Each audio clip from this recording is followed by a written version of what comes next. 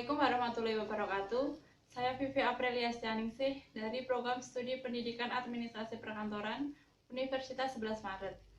Pada era revolusi industri 4.0 ditandai dengan adanya perkembangan alat komunikasi yang digunakan untuk saling bertukar informasi dan mengarah pada otomatisasi. Nah, pada kesempatan video kali ini saya akan membahas mengenai salah satu mesin atau alat komunikasi yaitu Handytalk atau HT dengan merek Skymax UP8R dengan bentuk seperti ini. Nah, HT atau Handytalk ini merupakan salah satu alat komunikasi yang berbentuk seperti telepon genggam yang digunakan untuk mengkomunikasikan dua orang atau lebih yang menggunakan gelombang radio atau kemampuan pancar radar, sehingga mudah dibawa dan digunakan ketika berada di lapangan. Alat ini menggunakan baterai dan dilengkapi dengan single charger sehingga mudah untuk mengisi baterainya. HT ini memiliki range frekuensi 2 hingga 12 mil, namun dapat menjangkau jangkauan luas dengan dilengkapi dengan perangkat repeater atau pancar ulang, namun disesuaikan dengan kondisi geografisnya. HT ini berfungsi dapat digunakan dalam pekerjaan dan keselamatan. Untuk keselamatan sendiri dapat digunakan dalam keadaan darurat seperti bencana gempa bumi, gunung meletus, dan pencarian orang hilang ketika mendaki. Sedangkan untuk dalam pekerjaan, HT ini berfungsi dan dapat digunakan dalam polisi lalu lintas, pekerjaan tambang, dan event organizer. Sehingga dalam suatu acara, HT ini sangat penting karena adanya alat ini dapat mengkoordinir acara tersebut sehingga dapat berjalan dengan baik dan lancar. Untuk komponen alat ini yaitu terdiri dari antena, tombol power, dan sekaligus volume. Di samping sini ada tombol lokal, PTT, dan moni. Sedangkan untuk sampingnya sini yaitu sebagai untuk kabel mic dan speaker. Dan di sini juga ada tombol menu, exit, FO atau MR, AB, band, dan nomor lainnya. Untuk call sendiri dapat digunakan untuk radio seperti ini. Sedangkan tombol PTT ini digunakan ketika kita akan melakukan panggilan. Jadi ketika kita ingin berbicara, kita harus menekan tombol PTT ini. Ketika sudah selesai, tombol tersebut dilepaskan. Dan yang tombol di bawah sendiri ini ada tombol moni. Ini dapat digunakan untuk center ketika ada pencarian orang hilang. Untuk menunjukkan keadaannya dapat menggunakan seperti ini.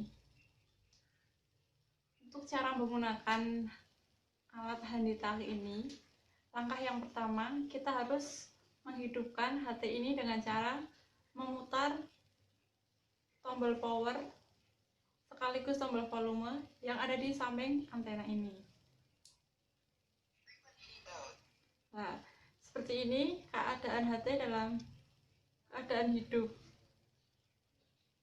Untuk langkah yang kedua, kita harus meletakkan HT secara tegak dan mengatur jaraknya kurang lebih 2,5 cm atau dapat diukur dengan menggunakan dua jari, yaitu jari tengah dan jari telunjuk seperti ini.